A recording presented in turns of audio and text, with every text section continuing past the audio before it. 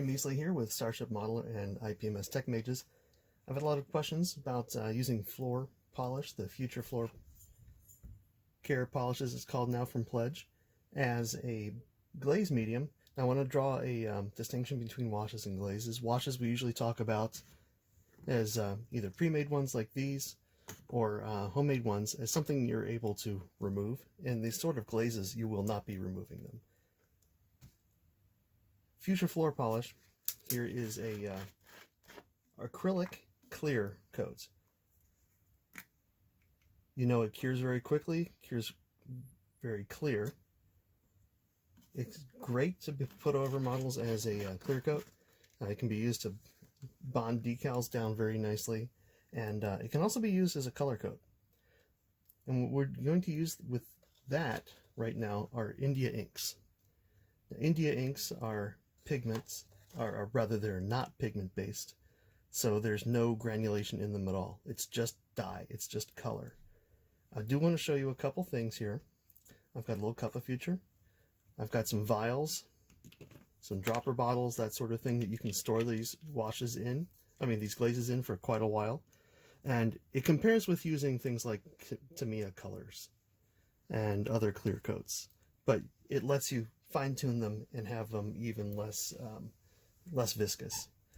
The sort of things we're going to do is tint aircraft canopies and these bassards for my little 1/144th scale Archer kit. And I'll go ahead and start on that. I'll bring the camera in a little closer so you can see what's going on.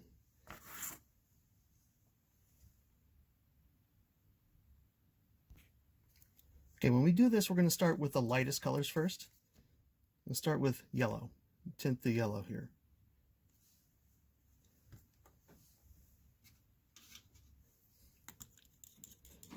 You're going to want it to look pretty heavy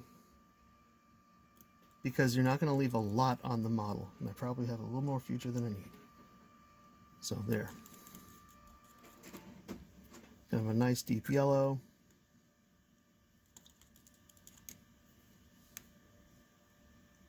Clean this out.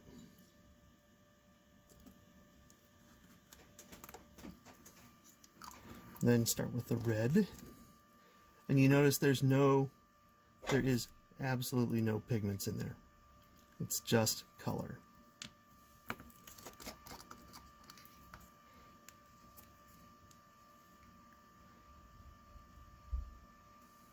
Red, I'm going to go drop-wise until I get the colors I want. So I'm going to make an orange here, obviously. That should be good.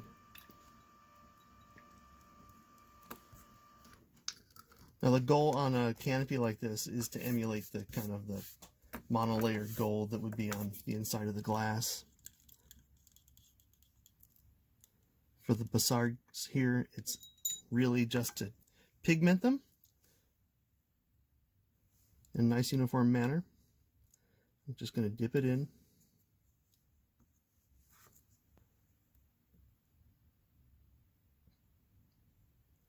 Pull it out slowly so you don't get a lot of air bubbles or anything. You're going to touch it a couple times to get rid of the excess. Future is very, very thin. You can kind of see, no, you probably can't, but you might be able to see that cascade. Yeah, you can see kind of cascades down.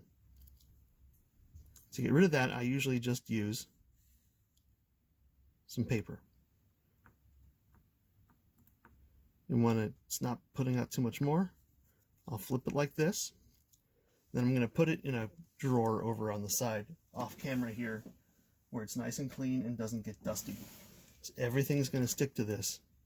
You need to make sure your pieces are completely clean when you do it. Dippy dippy.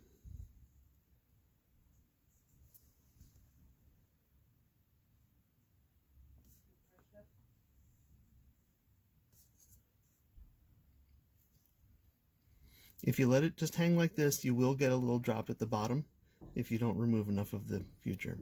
You can also sit here and kind of just let it go back and forth a few times, and when it's in a really fine layer, it will cure quickly. See, there's not even anything left on there. Oops, I didn't show you do that before. Off to the clean room. Airplane canopies. I've often done this with science fiction stuff, but modern ones have this weird kind of iridescent look to them. Actually, I should do it this way, shouldn't I? So I'm going to dip it, and you're going to see it. Come on. Yeah. You'll see it accumulate. So that's where you want to touch it back in, use the surface action. Touch it to the surface here.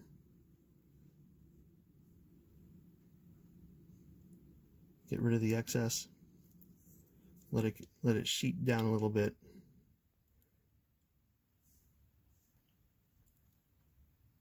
You can see it accumulate down at the bottom there. You can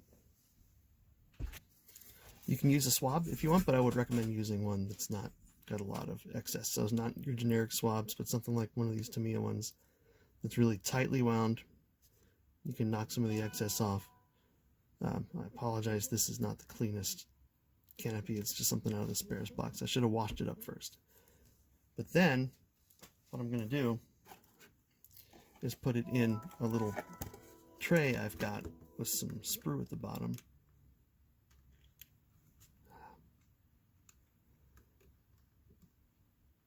So it dries.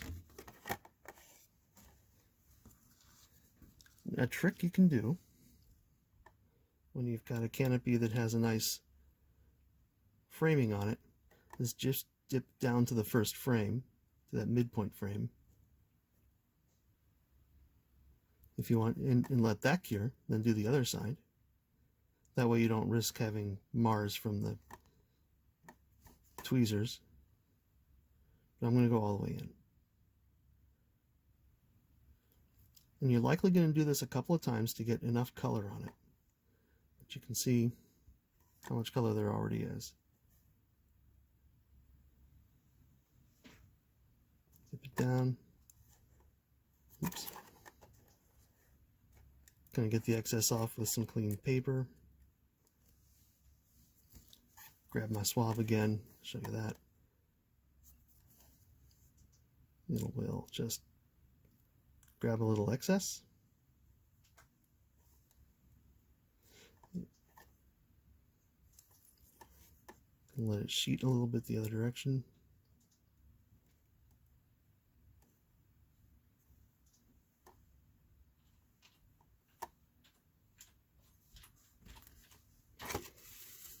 Then I'm going to put it in the little box here.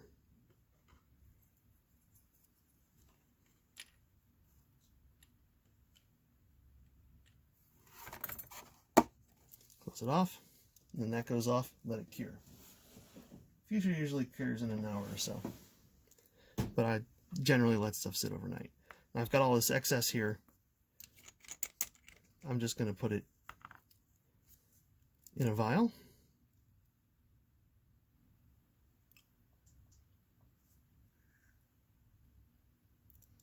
So that I can use it later.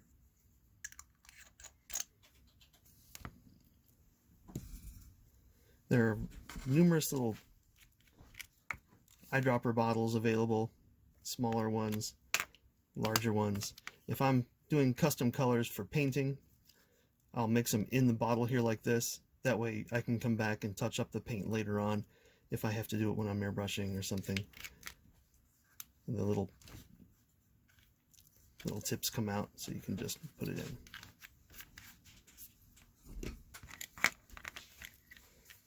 Great.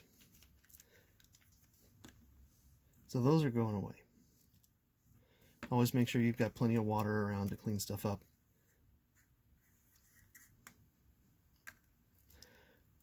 The second one is using the Black India ink. Now I prefer to use this brand, this Winsor & Newton brand, and I'm going to show you something here, if you can see it. It's all chunky and shot. It's dead. Keep this around just to show what it looks like when it's really dead. The bottles aren't cheap. I mean, they're not expensive. They're maybe $3 if you buy this on its own. It'll last a while. You can buy whole sets of colors. You can buy larger amounts. Now these India inks are water soluble, they're alcohol soluble. They've got a little bit of a binder to it. It's usually a gum arabic that helps it bind to paper and things like that and stay as lettering. So that's mostly for your calligraphy and such. Do not use calligraphic oils, inks, because they are pigment based. The advantage of the larger bottles is that they have their own eyedropper. Now the Winsor & Newton black here isn't like black paint. It's almost a sepia sort of color to it. Mix this up, and I'm going to put this directly into a dropper bottle. Yeah, use the smaller one.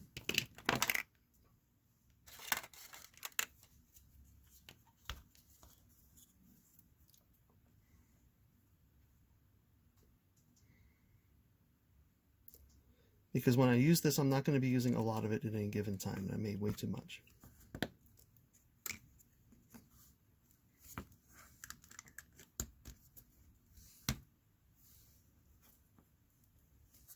Okay, I'll get my subjects and we'll show you this stuff. Alright, I'm back. I've got a 48 scale Spitfire here with just basic interior color. I've got some primed casts of some TIE Fighter fronts that I'm going to use for a project. I've got my ink and future. I've got some clean water.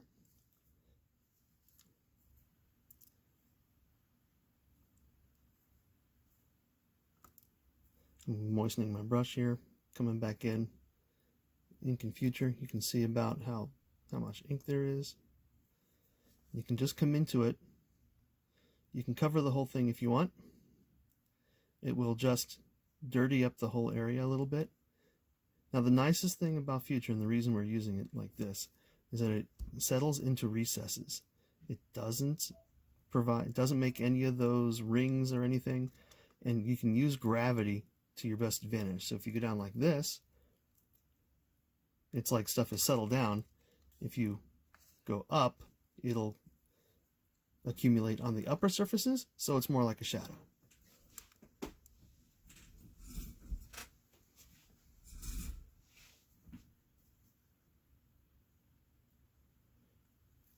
And it is just going to tint the color that's already there. It'll be a little irregular, which is actually what you really want.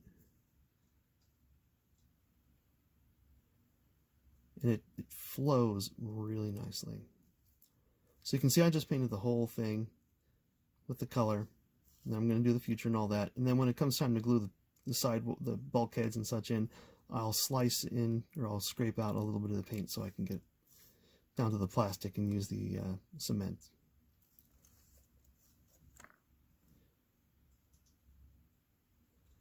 If you want to, on this, you can use a little bit of brown and the black together for a sepia tone that will look more like dirt than just darkening this.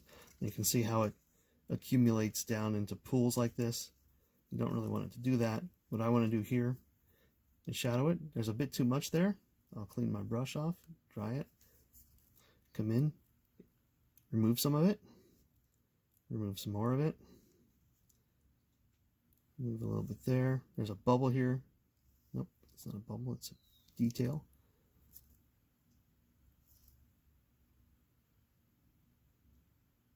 The stuff will dry very quickly, so you can just set it here and move on to your next thing.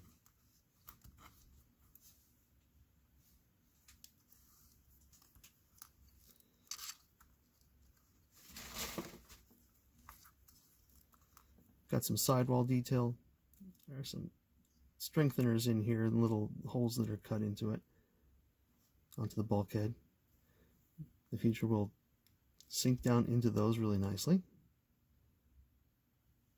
You want enough ink in there that you don't have to make multiple passes, because then the Future can add it, start to accumulate. You want it to accumulate so the pigments get down into the recesses, but you don't want so much in there that you can interfere with it. So there's that bit.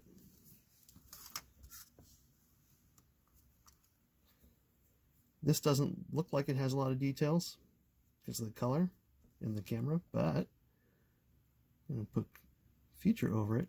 So the idea when I'm painting here is I would paint a lighter color, knowing I'm going to overcoat with the ink. Being fairly generous with the amount I put on.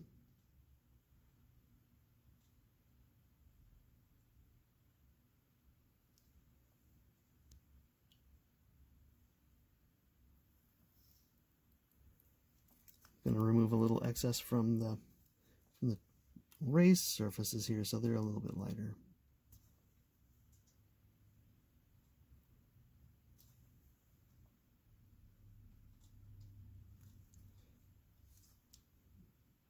A little too much there. Let that cure.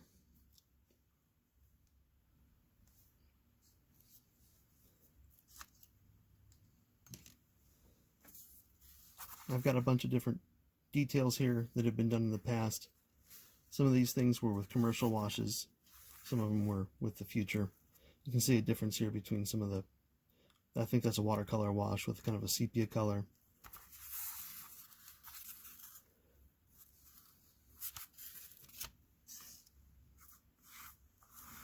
Let's bring some of these in here. So for these fan blades, Future works great for this.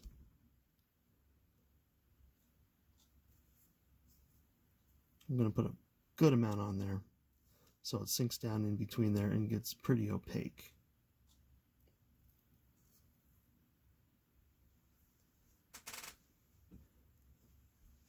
It works very well over metals. It'll work over any of the surfaces you've got, any paint surface you've got.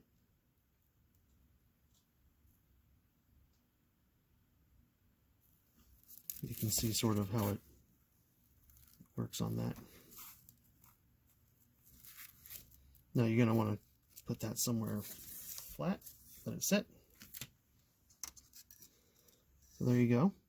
That's how to use this stuff. It's just that simple. There are plenty of commercial washes that do this similar thing, but nothing is quite like this super transparent acrylic coat with inks in it, because it will not cover the paints underneath it. It'll kind of just tone the paints above them.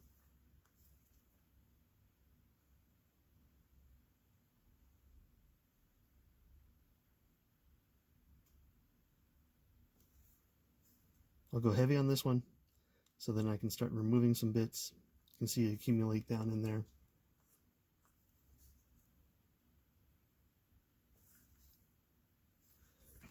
Now you will not easily be able to remove this once it's cured.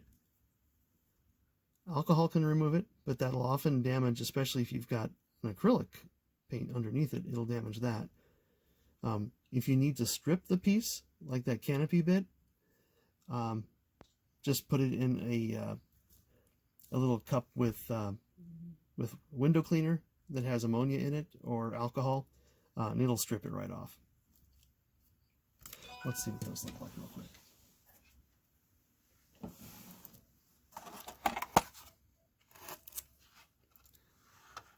You can see the canopies there.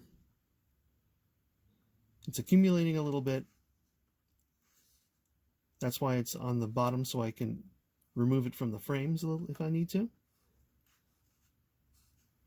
And then I can come in and let them sit a different direction as well.